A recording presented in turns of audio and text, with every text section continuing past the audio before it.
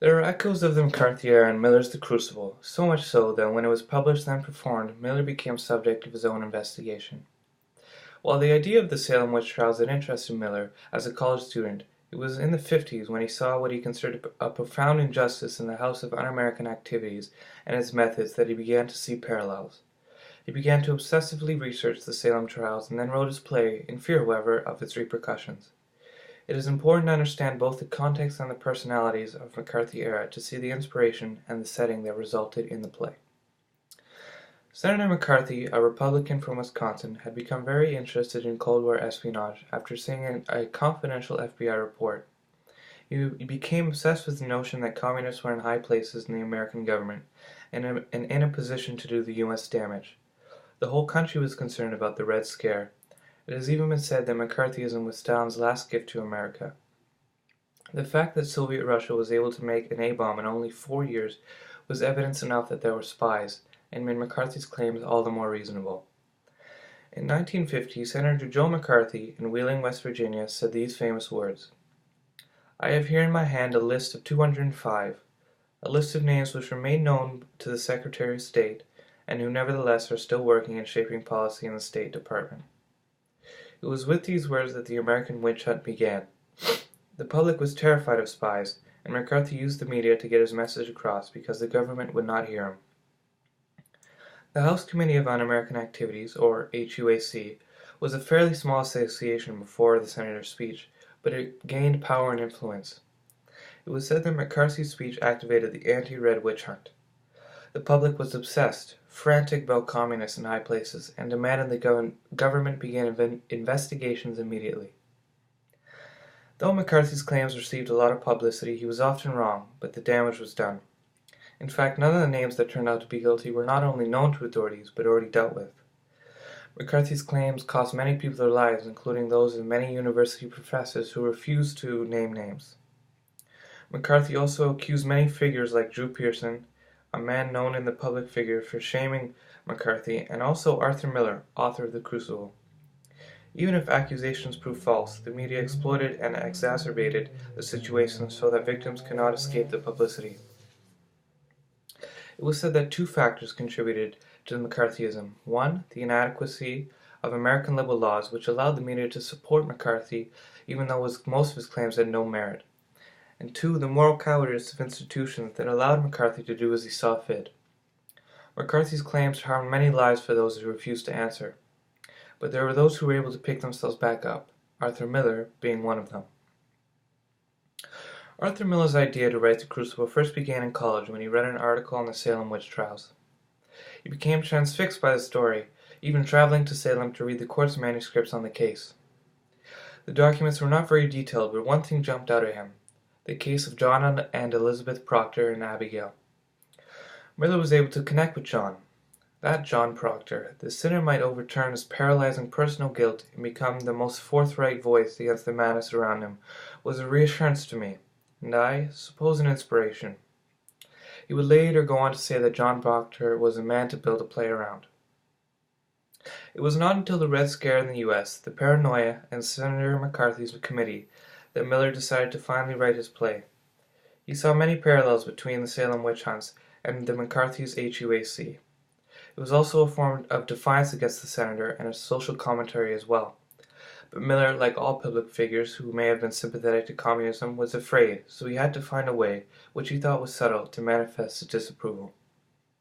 Miller hoped that the play would get his message across while also keeping him safe from McCarthy's regime. He was mistaken. The play prompted McCarthy to look into Hollywood, and actors, directors, and producers who were all terrified, for even slight denial meant career destruction. Miller was disgusted by the way McCarthy used spectral evidence. It paralleled the Salem witch trials. All that was needed was for McCarthy to believe someone was a communist, and for them to be subpoenaed. Then the media could further the damage. Once McCarthy began to take notice of the Crucible and the meaning behind it, he went after Miller. First, his passport was declined on the way to his premiere in Europe. Later, he was then subpoenaed and accused. He was offered to name names, but he refused. This was a terrifying time in Miller's life, because often refusal to confess meant career limitations and implications for his colleagues and friends. He was then charged with contempt of Congress for refusing to name names, which was later overturned. The Crucible and the activities of the McCarthy hearings have many parallels. Miller wrote it in 1952, just 2 years after McCarthy began his own witch hunts. When John Proctor tells the judge, "A man may think God sleeps, but God sees everything. I know it now. I beg you, sir, I beg you, see her what she is." He is begging him to see through the paranoia to the truth.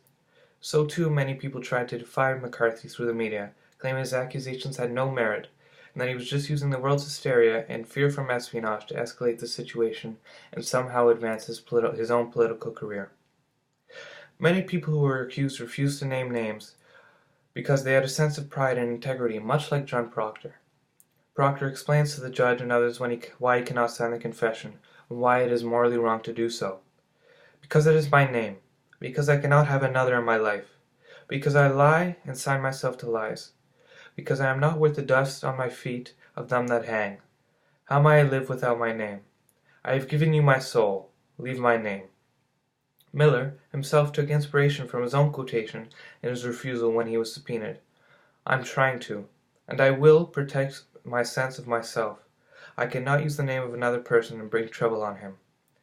Miller grasped the value of a name in his own reputation and could not bear accuse others. He considered that to be a Faustian agreement. Many citizens in the McCarthy era who were guilty admitted to the guilt, but refused to implicate others because they could not bear the shame. John Proctor felt this as well. When they first asked him to confess to a crime he did not commit, he does. He is then asked to give names of others, and he cannot. "I speak my own sins. I cannot judge another. I have no tongue for it." He believes that to implicate others would make him even more guilty. Many accused in the McCarthy trials felt the same way and suffered consequences for this refusal to cooperate. John Proctor was a very important character to Arthur Miller. He saw Proctor as an inspiration, a man that seemed to be totally destroyed but who could still manage to keep his dignity and his good name. He also said that his own refusal to name names when he was summoned had to do in large part with the character of John Proctor. John was a victim of the Salem witch trials, hanged due to spectral evidence of a silly young girl who wanted to avoid a whipping and saw an opportunity to get rid of Goody Proctor. McCarthyism was a haunting repetition of the past in which so many innocent people fell victim to McCarthy's unscrupulous zeal and the media frenzy. McCarthyism resembled the Salem witch trials and the Crucible so much so that history now refers to this period as America's witch hunt. Miller's play reverberates now, even as it has premiered some 65 years ago, because it speaks to a universal theme. The injustice that slander and unsubstantiated accusation causes its victims, and the paranoia that can overwhelm small-minded, fearful people. But if its theme is still relevant, so is the strength of the protagonist, John Proctor, whose courage and integrity still inspire. Miller himself speaks to the unexpected and enduring relevance of his play.